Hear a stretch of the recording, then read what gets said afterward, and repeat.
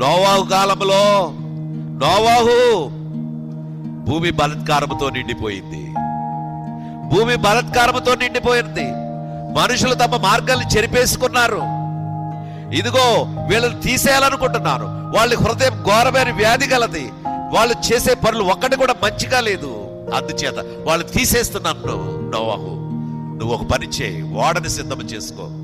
40 రాత్రులు 40 పగళ్ళు వర్షము గురించి దీన్ని లైవ్ చేస్తాను.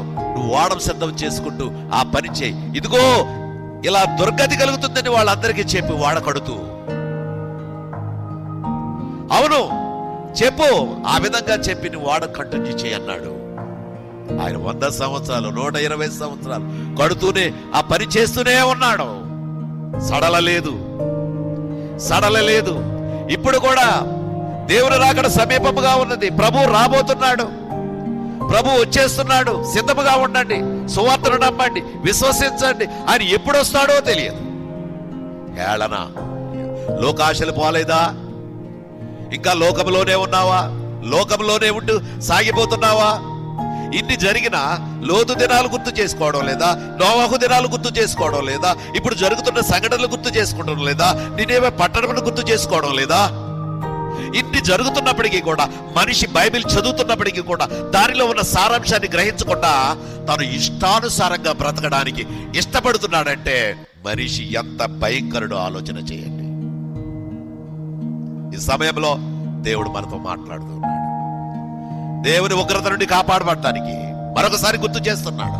ఏ పాపములో ఉన్నావేమో, ఏ అక్రమములో ఉన్నావేమో, ఏ అవినీతిలో ఉన్నావేమో, అన్యాయంలో ఉన్నావేమో, చాలా దేవునికి వ్యతిరేకమైన బ్రతుకుతున్నావేమో. నేనేవే పట్టణస్థులైతే దిగారు. దిగుతున్నావా? దిగడంలా ఏదైనా చెబుతుంటే లోబడనంత సేపు కూడా నీవు దేవునికి దూరంగా ఉన్నవాడవే, దేవుని గాయపరుస్తున్నవాడివి, దేవునికి కోపం రప్పిస్తున్నటువంటి వాడవే. నినేవే పట్టణం మీద ఉగ్రత ఆగిపోయింది. వాళ్ళందరూ తగ్గించుకున్నారు. రాజు సింహాసనం దిగాడు, గోనె పట్ట కట్టుకున్నాడు, బూడిదలో కూర్చున్నాడు. మంత్రులు సింహాసనం దిగారు, గోనె పట్ట కట్టుకున్నారు, బూడిదలో కూర్చున్నారు.